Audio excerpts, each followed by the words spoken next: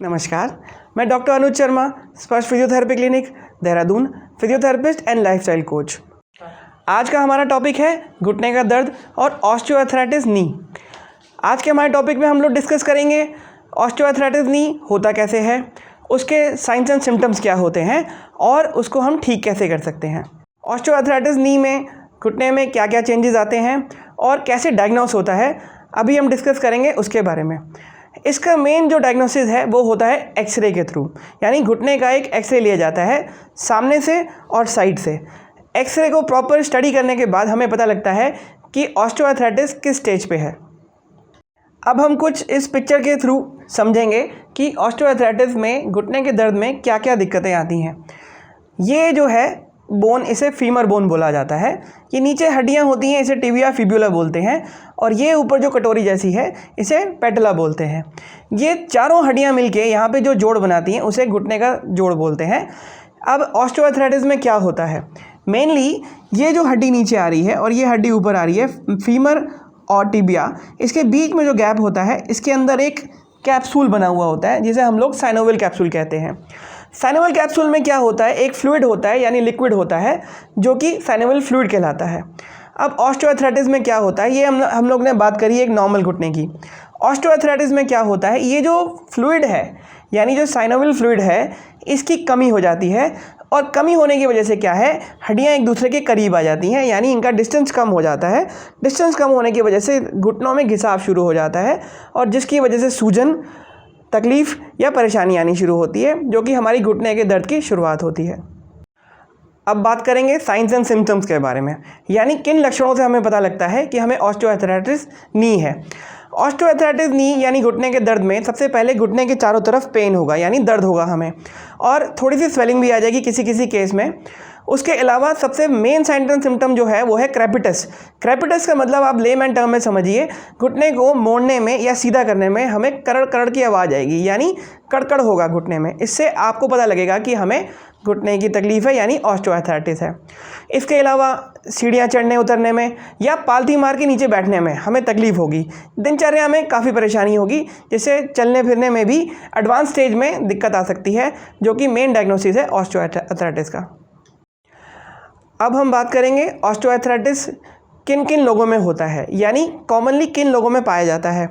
एक तो बुज़ुर्ग लोग, एल्डरली पीपल, जिनकी एज ज़्यादा होती है, तो एज रिलेटेड इशू होने की वजह से घुटने घिस जाते हैं, उनको घुटने में तकलीफ शुरू हो जाती है। दूसरा है पोस्ट मेनोपॉजल वुमेंस, यानी जिनको मेनोपॉज आ गया है, उनकी बॉडी में भी कैल्शियम डेफिशिएंसी की वजह से ऑस्टियोआर्थराइटिस आने के चांसेस होते हैं।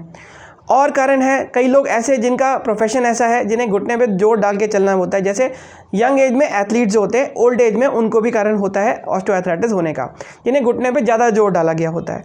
उसके अलावा ओबीस पेशेंट्स, यानी जिनका वजन ज़्यादा होता है, वजन ज़्यादा पड़ने की वजह से, चूँकि घुटना एक वेट बेयरिंग जॉइंट है, घुटने में घिसाव जल्दी शुरू हो जाता है और उसकी वजह से भी ऑस्टियोआर्थराइटिस होने के चांसेस होते हैं। अब आते हैं इसके इलाज के ऊपर, यानी इसे हम कैसे ठीक कर सकते हैं या फिर दिक्कत जो है, परेशानी जो है, बढ़ने से कैसे बचा सकते हैं।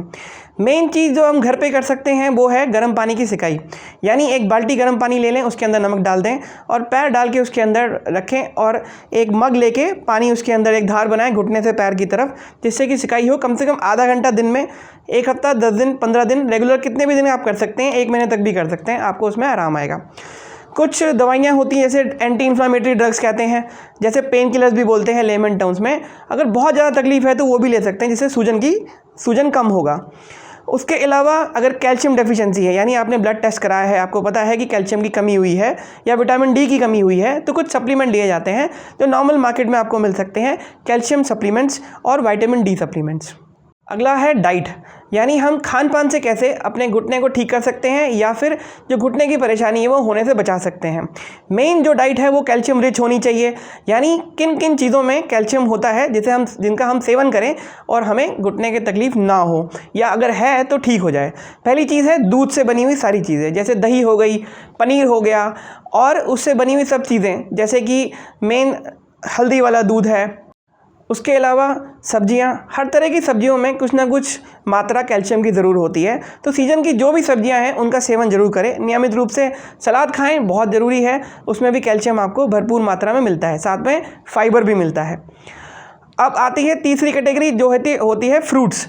फ्रूट्स में भी भरपूर मात्रा में कैल्शियम होता है, स्पेशली केला हो गया, सेब हो गया, जो भी सीज़न का फल है किसी ना किसी मात्रा में ज़रूर लें, जिससे कि आपकी कैल्शियम डेफिशिएंसी कम हो सके।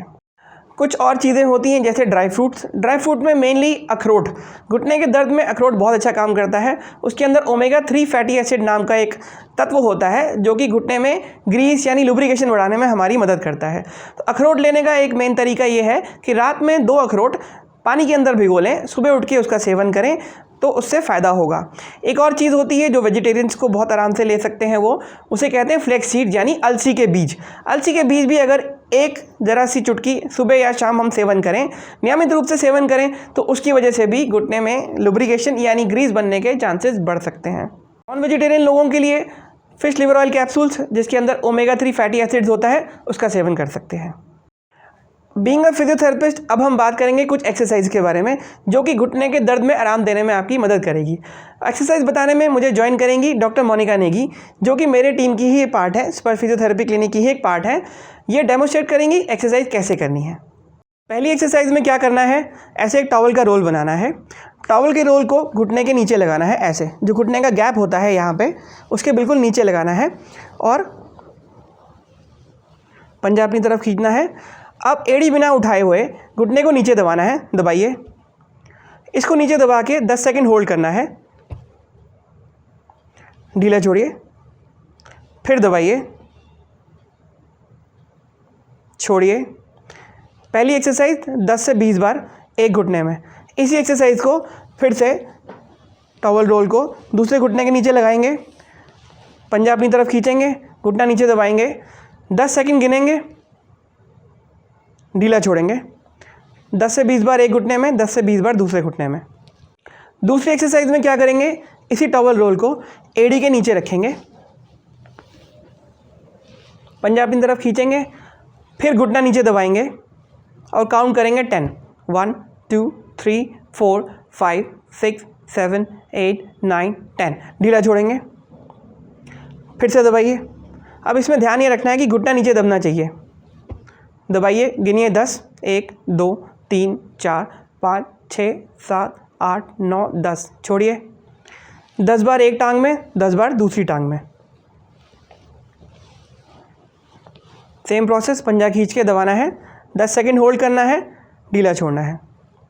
तीसरी एक्सरसाइज में इसी टॉवल रोल को दोनों घुटने मोड़ के बीच में रखेंगे और दोनों घुटनों से टॉवल को दबाएंगे, 10 सेकंड होल्ड करेंगे, 1 2 3 4 5 6 7 8 9 10। ढीला छोड़ेंगे, फिर दबाइए, 10 से 20 बार। फोर्थ एक्सरसाइज में क्या करेंगे, पैर को अपनी तरफ पंजा खींचेंगे और हवा में उठाएंगे 45 डिग्री। 45 डिग्री पे हवा में रोक के 10 सेकंड होल्ड करेंगे, नीचे लेके आएंगे। दूसरे पैर से भी सेम एक्टिविटी करेंगे, 45 डिग्री पे हवा में रोकेंगे, 1 2 3 4 5 6 7 8 9 10। नीचे। इस एक्सरसाइज को 10-10 बार दोनों पैर में करेंगे, 10 से 20 बार। पांचवी एक्सरसाइज के लिए क्या करेंगे, घुटने को मोड़ेंगे एड़ी घिसते घिसते, यानी एड़ी दबाते दबाते, बिस्तर पे थोड़ा प्रेशर डालते हुए, और एड़ी दबाते दबाते ही सीधा करेंगे। Same with the other leg, दूसरे पैर से भी सेम करेंगे। एड़ी दबाते दबाते मोड़ना है, एड़ी दबाते दबाते सीधा करना है। रिपीट करें, सीधा राइट पैर से। इस एक्सरसाइज को भी 10 से 20 बार करेंगे। यानी 6 एक्सरसाइज के लिए क्या करेंगे, एक तरफ करवट लेंगे, करवट लीजिए, हाथ को अपने कमर पे रखिए, नीचे वाला पैर मोड़िए, पंजा अपनी तरफ खींचे, पैर सीधा करके हवा में उठाइए, फिर 45 डिग्रीज। अब इस पोजीशन को होल्ड करेंगे फिर से 10 सेकंड, 1 2 3 4 5 6 7 8 9 10। डाउन। रिपीट करेंगे, ऊपर,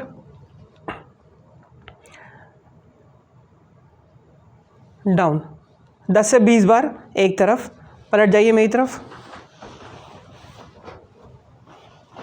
सेम पोजीशन, हाथ कमर पे, नीचे वाला पैर मोड़ के पंजा खींच के हवा में उठाएंगे, 45 डिग्री होल्ड करेंगे, again 10 second, 1 2 3 4 5 6 7 8 9 10। Down. 10 to 20 times, again same exercise. Down.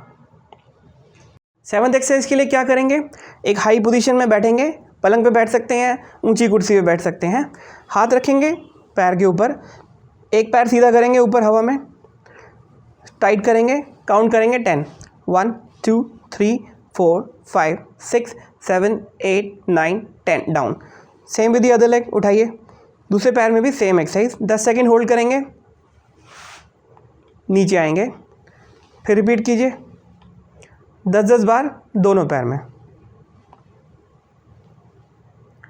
अब यही एक्सरसाइज अगर आप और अपने मांसपेशियों को मजबूत करना चाहते हैं तो आप 1 किलो का वज़न ले सकते हैं, ऑनलाइन मार्केट में कहीं भी मिल जाएगा, आप उसको परचेज़ करें, पैर में बांधें कुछ इस तरह,